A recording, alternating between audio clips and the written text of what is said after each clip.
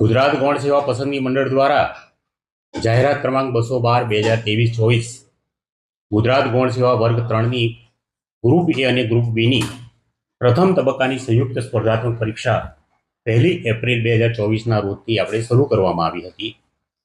ચૂંટણીની આદર્શ આચારસંહિતાના પાલન અન્વયે મંડળ દ્વારા આયોજિત હવે પછીની જે બાકી રહી ગયેલી છે શિફ્ટ હવે પછીની જે તારીખો એટલે કે આવતીકાલથી 20, 21, 27, 28 અને મે મહિનાની 4 અને 5 તારીખે જે પરીક્ષાનો કાર્યક્રમ હતો તે મોકૂફ રાખવામાં આવેલો છે।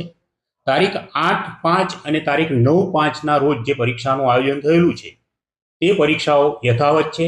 તારીખ 8, 5 અને 9, 5 ની પરીક્ષાઓ લેવાશે માત્ર 20, 21, 27, 28 એપ્રિલ અને તારીખ 4 અને 5 મે ના રોજ આયોજિત પરીક્ષાઓ હાલ પૂરતી મોકૂફ રાખવામાં આવેલી છે અને તારીખ 8 પછી એટલે કે ગુજરાતમાં લોકસભાનું ઇલેક્શન પૂર્ણ થયે મતદાન દિવસ પૂર્ણ થયા બાદ પુનઃ ફરી એકવાર ચૂંટણી આયોગની અનુમતિ મેળવીને ફરીથી પરીક્ષાનું આયોજન કરવામાં આવશે।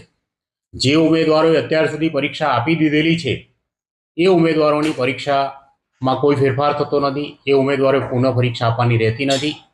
એમની પરીક્ષાઓ બહુ સારી રીતે લેવાઈ ગઈ છે અને એમની ફરીથી આપવાનો કોઈ પ્રશ્ન ઉપસ્થિત થતો નથી।